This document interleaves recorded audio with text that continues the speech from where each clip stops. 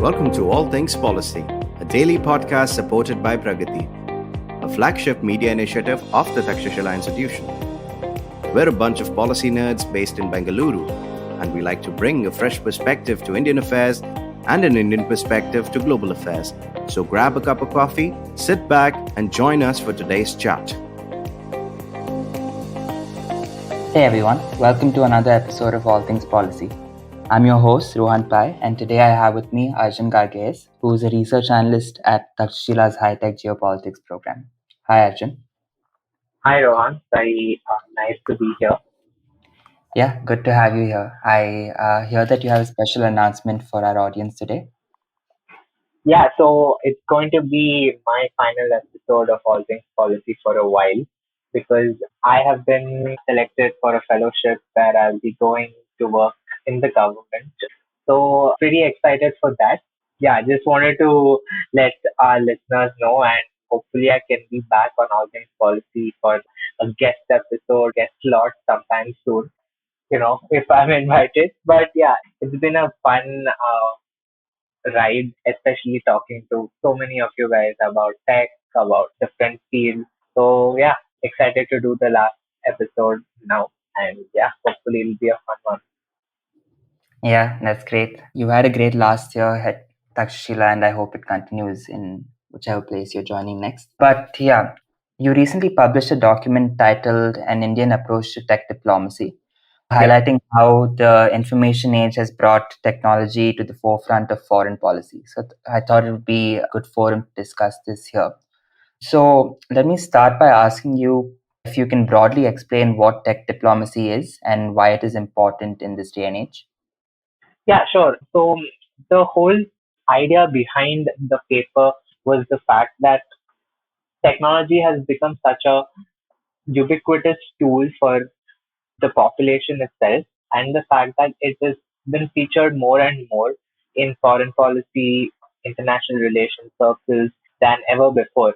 So you see that technology has been playing a major role in multilateral forums, in UN bodies, and everywhere there has been this movement towards, integrating technology with these kind of talks at an international level.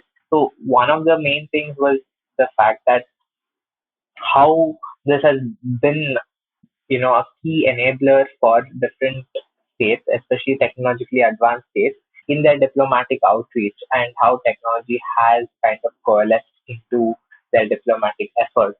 So I guess that would just be a broad understanding of what exactly tech diplomacy is in terms of integrating technology in their diplomatic outreach and Right. becoming, Yeah. using tech as a part of their foreign policy making decisions itself. And it's not just strategic thinking which goes into the picture now in terms of just foreign policy decisions. It's also about how technologically advanced states are, what kind of technology they can use to make key allies or even make these kind of alliances based off on what kind of values states project, such as there's been a key difference between how states use technologies, like let's say the US, India versus China, Russia.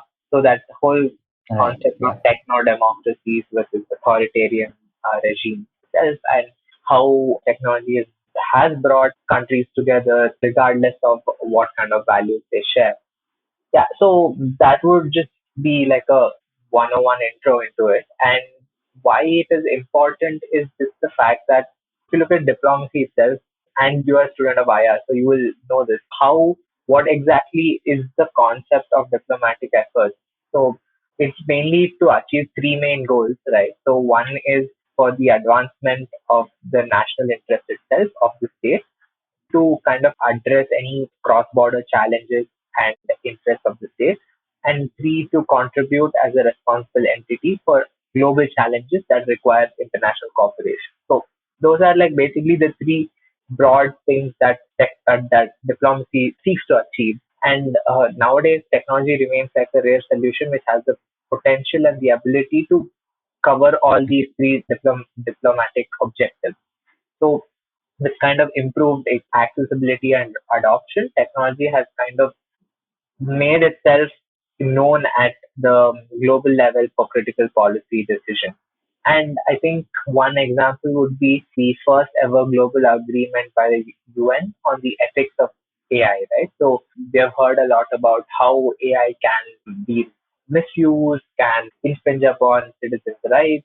So the UN actually took it up to have a global agreement, which has been signed by over 190 countries till date now.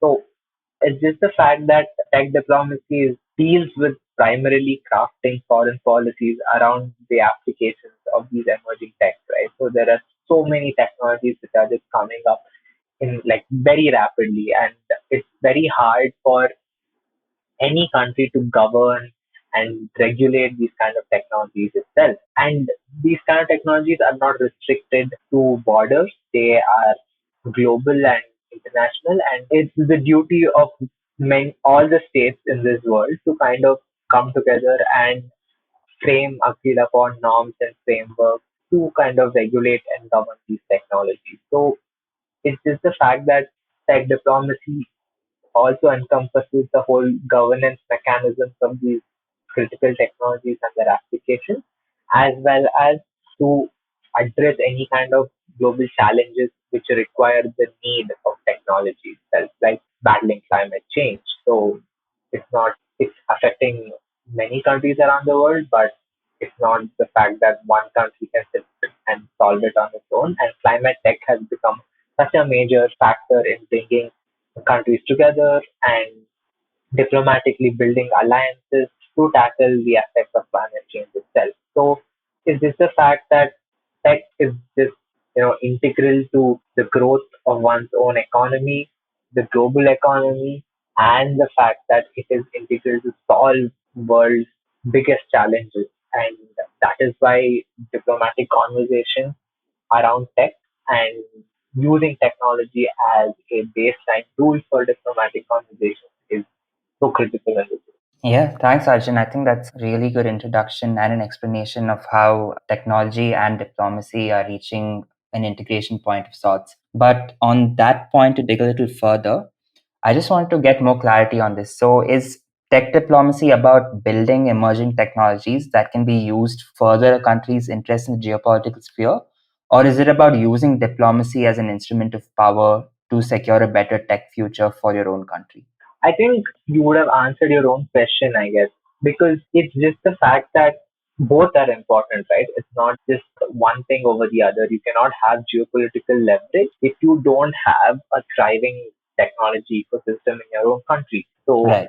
it's not like China would be, perceived as such a threat in the technological domain if they do not have such a robust domestic tech industry. And the fact that they've built this over the last 2 decades with major companies like Huawei, Alibaba, and whatnot, that's what makes them such a force to be reckoned with. And as I said in the previous answer, right, so diplomacy seeks to cover both. I mean, it's not just the fact that it's only bringing like-minded countries together. It seeks to have like two, three broad objectives, and one is the fact that it wants to use these talks and engagements for the advancement of the state's national goals itself. And that is where building your own domestic tech industry comes into the picture. It's essential that some of these technology domains need multilateral cooperation. It's very hard for Right. any kind of country to be self-sufficient considering how fragile the supply chains are. And we can get to know this from, let's say, the semiconductor supply chain, which I've talked about a lot. It's just the fact that it's impossible for even the biggest tech giants such as the US to completely be independent and say that they would or the country would ensure a complete, like domination of the field because it's not easy to do that. And that is where to build your own domestic industry, you require help from other like-minded countries who are engaging in building their ecosystems also. So it's only when this kind of different diplomatic engagements happen that the ecosystem specific technology ecosystems in each of their countries will develop, which would eventually lead to them, contributing to the domestic economy It can lead to jobs, it will lead to GDP growth, and finally, once that has been achieved, you can use that leverage to kind of get that geopolitical advantage. So once you've become a major part of the supply chain, like at least you're specialized in an area which wherein you've become like an integral part of the supply chain and you cannot be counted out in that specific technological domain, people will look up to you regardless of what kind of leverage you have. It's in the sense, it's just the fact that you will hold all the cards at that point of time and you can use them as to your advantage. And that is where the geopolitics kicks in. So when you feel that you are being threatened and your position in the supply chains are being threatened, you can always kind of cut off supplies and let's say use that to hurt your geopolitical rivals. China had done this when they kind of cut off rare earth supply to Korea and Japan. US has consistently tried to do that when they've imposed sanctions on China, especially export control, restrictions sending manufacturing equipment in the field of semiconductors. They also asked their own private tech companies to stop exporting to China certain products. Like when you have that kind of power, you can use that for your geopolitical advantage. So I guess what I'm trying to say is this diplomacy would cover both, but I think it should start off with the fact that tech diplomacy should will be initially used to develop your own domestic capabilities and your own domestic tech sector. And once you can use that multilateral cooperation, international allies to develop your own tech ecosystem, you can use your position in the ecosystem to then get a geopolitical advantage over your rivals using same diplomacy. So I guess that would be Yeah. the appropriate way to put it. Yeah, that makes sense. I think before moving on to a break, I'll just pose a short question to you. So, how do you think tech diplomacy can contribute to a nation state's soft power? Yeah. So in terms of soft power itself, we have talked about it a lot in our own internal conversations, right? So does soft power actually hold any kind of leverage if the state does not have hard power to back it up with? I think in terms of just tech and tech diplomacy only, I think tech diplomacy offers more than just soft power, and it kind of gets or coalesces different states to come together and work on different technologies together. You can look at it from two ways. If tech diplomacy is used to kind of address a global issue, then it will contribute to its soft power. So you will be the torchbearer of the fact that if you're using diplomatic efforts and related to, let's say, climate tech, and you want to solve climate change crisis and mitigate the effects of climate change itself, that means that you would be considered as the torchbearer of clean environment, a green, sustainable living aspect, and all that, right? So when this kind of diplomatic efforts happen to tackle bigger issues which are affecting everyone on a global scale, that time it will absolutely improve one's soft power standing itself. You would be considered a more or less nation which is putting the needs of the world before its own. So Right. that would best case scenario for anyone's soft power, right? So and that is definitely there.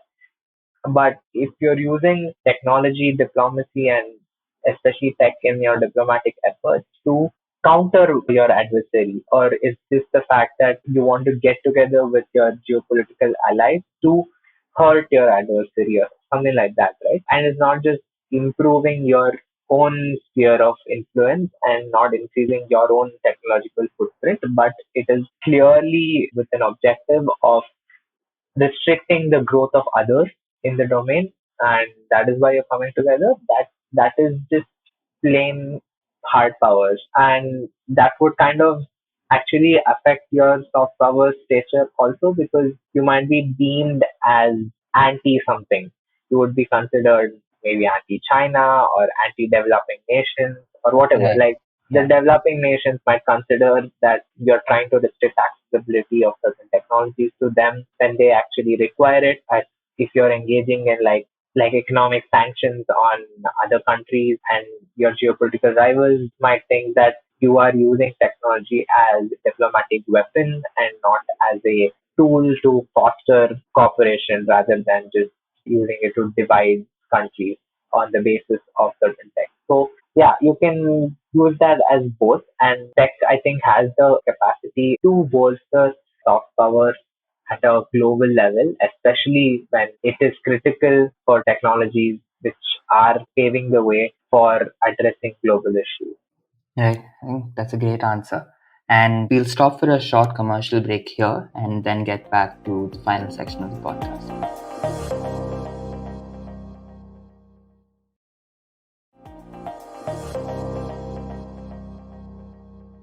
Welcome back, everyone. So before we paused for the break, we were discussing about how tech diplomacy can be used to further a country's interests. So Arjun, in your paper, you mentioned that India can take a leaf out of China's efforts in tech diplomacy. Could you elaborate on what exactly China has managed to achieve in this space that we can emulate? Yeah, sure. China is just like a case study which I did for the paper itself. And when I was going through all the other Western countries who had kind of made their mark in the field of tech diplomacy, it was all very similar, right? So there was Australia and France, which had their own ambassadors for critical tech and digital affairs. And Japan, which has in its diplomatic blue book, had kind of written about Japanese technologies being exported to other allies and how it can be used that way. So I think that's when I turned to China, I noticed the fact that these guys were at the same level that we are right now two decades back. But now, they've kind of managed to make a mark in the domain, and the fact that they have used technology so intricately and deftly that they have increased their sphere of influence using tech itself. And this has been done, yeah, of course, immense state support. There is the rise of domestic technology giants, and the fact that they have been actively promoting and exporting its technology infrastructure beyond its borders. So two main things I think we can look at China as a possible, country to emulate, but I'm sure it's not just the fact that these two are the only things that we need to do, but at least this is something that China has tried and tested and has been successful. One is exporting tech infrastructure to their foreign policy projects. So we have talked a lot about BRI, the Belt and Road Initiative of China. And when the BRI project was first unveiled, I mean, most of them were of the opinion that this would be just an infrastructure development project across Asia and spanning all the way until Africa. So again, that was mainly the objectives of the Chinese too. But now it's just the fact that Chinese government has exported digital infrastructure such as hardware, software, networks, and other systems with the help of their domestic private sector giants to many of the BRI partner countries. We kind of see that there has been more both a consumer to consumer relation and like there's a government to government relation. So in terms of consumer to consumer tech itself, you can look at like Digital Silk Road project of China, wherein there have been Chinese companies that have been massively investing in Africa. So different countries have been developing telecommunication networks, giving them free, internet or subsidized internet. So these are basically you're using your own private sector to reach out to section of society which has been generally excluded from the technological world. So you're improving accessibility to technologies in these African countries. You're providing kind of cheaper tech, and you're reducing the cost of setting up these kind of networks and all that. So and that is very very lucrative for these kind of countries, and that is where the government to government relation also comes in. So to use your private sector to kind of build a rapport with the government of other countries, and they've done that significantly through the BRI project itself. And it's just the fact that they've used their foreign policy initiative to kind of integrate both the consumer technology and government technology aspect and then bring it all together and get the diplomatic alliance stitched up. So in that way, one thing is the fact that India can also use the same strategy in terms of when they have a foreign policy project. Let's say the International Solar Alliance, right? So it's spearheaded by India and France, so they can use the ISA to kind of help other countries which are part of the alliance to set up this solar related infrastructure on their soil. So it's not just about you starting this alliance together, but you're also using your own domestic private sector to help set up tech infrastructure in other countries itself. So that would definitely increase your own sphere of influence and get you those key diplomatic allies that you're looking for. So that's one thing. And one more thing is the fact that the Chinese have increasingly focused on like these battlegrounds of digital competition. At least that's what I call it, in terms of the fact that these are regions which have not been technologically developed yet. In the sense, they remain kind of not untouched, but at least they kind of remain out of reach of Western technology, and they have not adopted, or they do not have the same level of equitable access to this different kinds of technologies. And these are different regions around the world, let's say Latin America, Central Asia, or even Africa. So these are countries or these are regions wherein there exists an accessibility problem for the citizens of the country. There also exists a massive deficit in their own technical abilities. So you can come in and, like help set up these kind of tech projects in these countries. That means that you are both using that to improve your soft power in just saying that, look, we succeeded in bringing 5G to certain rural parts of Africa, which wouldn't have happened if it was not for our own technological companies itself. So Yeah, right. it's just the fact that when you can focus on these areas or regions where technology has not been such a major factor for them yet, and you can bring it to them across, easier, in a less conflicting way, you will reap the rewards of having them on your side, because they would clearly enjoy getting access, first of all, to this kind of technology itself, and they will trust you and your own tech companies to do the rightful thing. So in that way, I guess you can look at China as a possible, like power to emulate, but there have also been negative consequences in terms of the fact that the whole concept of debt trap diplomacy, wherein you use your effort to kind of create debt for these smaller countries, and you eventually take over a certain like infrastructure projects of their country's soil and all that stuff. So there's always that caveat wherein you seem like the big brother who wants to help but might be out to kind of take over certain things like in their country, and they do not want external influence to drive policy decisions. And that's the real like fear of emulating China. So Right. Yeah. one, I mean, they have done well in terms of doing all this, but there's also the fact that they have used technology in a very authoritarian way, and there are kind of fears that they might do this on other countries' soil also. Yeah, India must just be careful and wary about that fact before they can, jump the gun and just do what the Chinese. Yeah, that makes a lot of sense. And I think before we end the episode, I'll just pose a simple question, which is, where do you think India stands today on the tech diplomacy front? I know you mentioned that we are maybe where China was 20 years ago, but could you elaborate more on that? Yeah, so the major chunk of the paper itself is kind of to develop a strategy for India to use technology as a diplomatic tool. And I mean, there has been like a historical thing with India, at least the Indian government trying to integrate science and technology into their diplomatic efforts.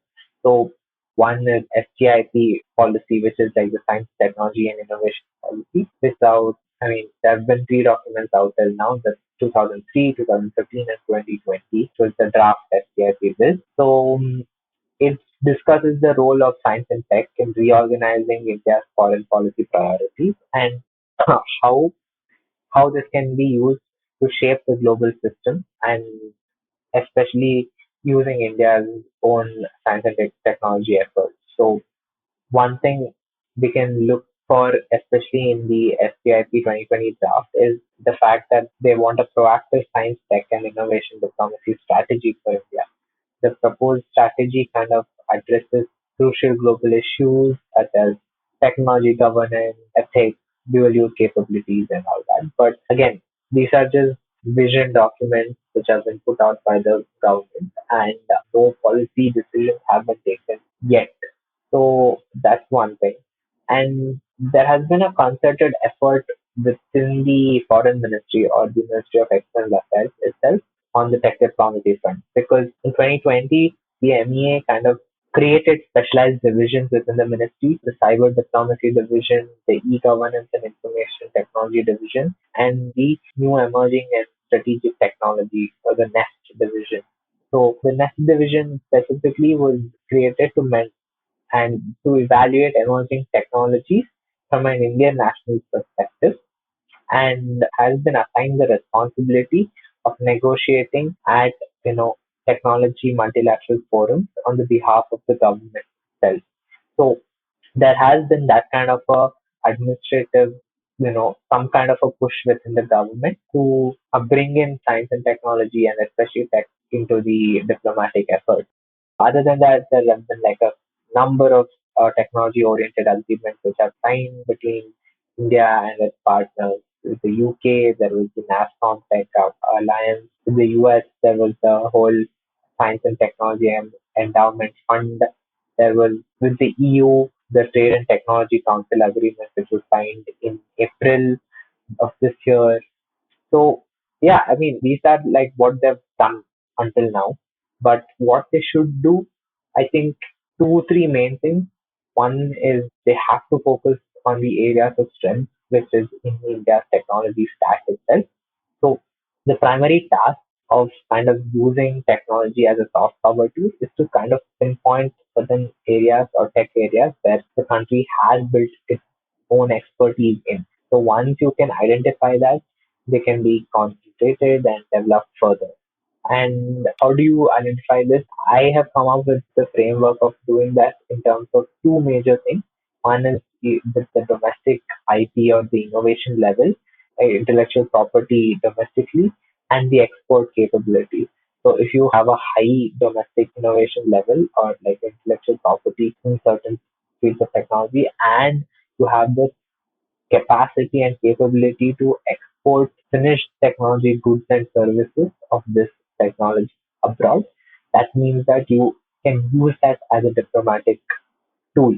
So one thing would be, let's say, the fintech ecosystem and the digital payment ecosystem, right? So Beam and UPI, DuPay, these are things that India can push at a multilateral level, and they have been trying to do that. There have been like three, four countries which have accepted UPI now, and recently France became the first European country to accept UPI payment.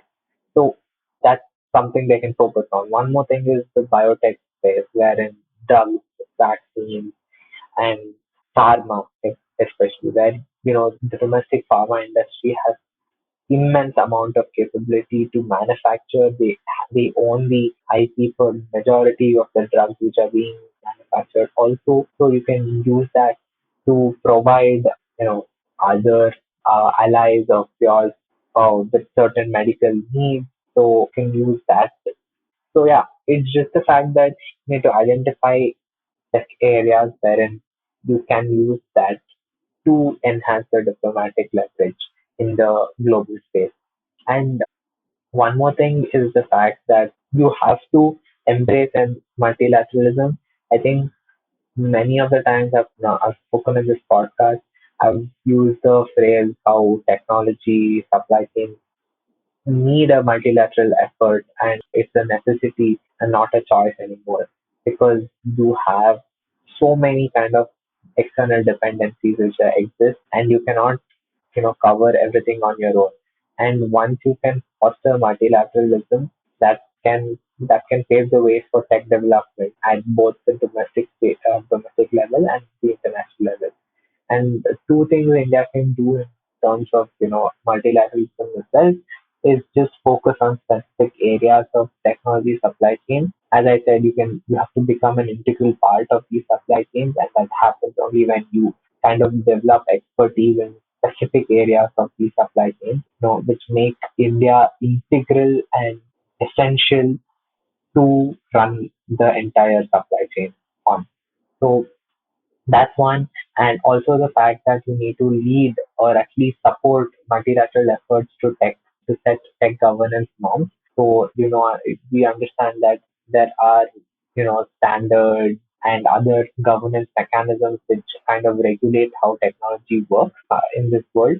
And India should kind of partner or at least use diplomatic efforts to set these tech norms and governance norms and frameworks which kind of exist. So once you can do that, that means that you would not be economically and geopolitically shut off from the technology side itself. You would not have to pay royalty payments, this, that, just to use certain technology. You will not be at the mercy of others also. So once you can kind of use your diplomatic efforts to set these norms and frameworks, then it'll be a very good thing. And finally, is just the fact that there has to be policy push from the government side. We would need strong, visionary government administration which can actually use their executive decision-making skills to integrate technology into a diplomatic effort. One you can do that with liberal trade policies wherein there has been lesser export restrictions, import tariffs, and all that. So you would definitely immensely benefit by kind of spearheading such a technology trade regime. You can build conversations around trade and build trading blocks which are engaging in trading technology goods and services that you can do.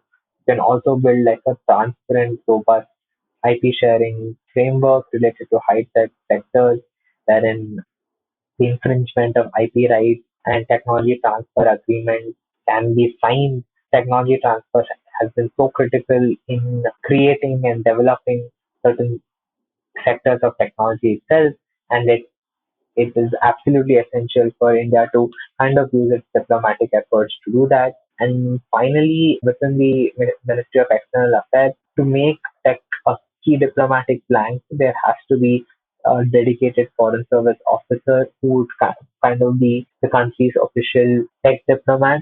So there has been the position of tech ambassador within Denmark's ministry, within the UK Council General, which serves as a technology envoy. There has also been a science and technology advisor to the US President in the White House and the Department of State. There's France, which has a position of digital ambassador, and Australia, which appointed first ever ambassador for cyber affairs and critical technology in 2021. So these are just templates for India to follow where they can have a dedicated foreign service officer who can understand the intricacies of technology itself and can contribute to spearheading technology related issues at a global and multilateral level. So the one of the main things they can use is the expanding the scope of the existing science and tech counselors as embassies in Berlin, Tokyo, Moscow, Washington DC to kind of include tech outreach, focusing on strategic cooperation, the military applications of tech, the governance frameworks related to emerging strategic technologies, and all that stuff. So yeah, I mean there are so many things the government and India can do kind of integrate technology into their diplomatic efforts. If even like a step is taken towards it, then it will be a great, great policy for the country itself. So hopefully in the near future, India can build on whatever they've done until now and make technology a key plank for conducting its own diplomacy on a very like global scale. All right. Thanks, Arjun. I think that's a great note on which we should wrap up this episode. Again, a highly insightful episode, so thanks for that. And congratulations on your run at Takshashila. Hopefully, you'll be back for more Thank you. guest episodes. Yes, definitely. So I enjoyed at least hosting and being part of all things policy. So I will look forward to listen normal, like another listener from now on. So Yeah. let's see. Hopefully, I'll be back soon. So thank you so much. All right, we'll be ending the episode on that note. See you again in the next episode, all of you.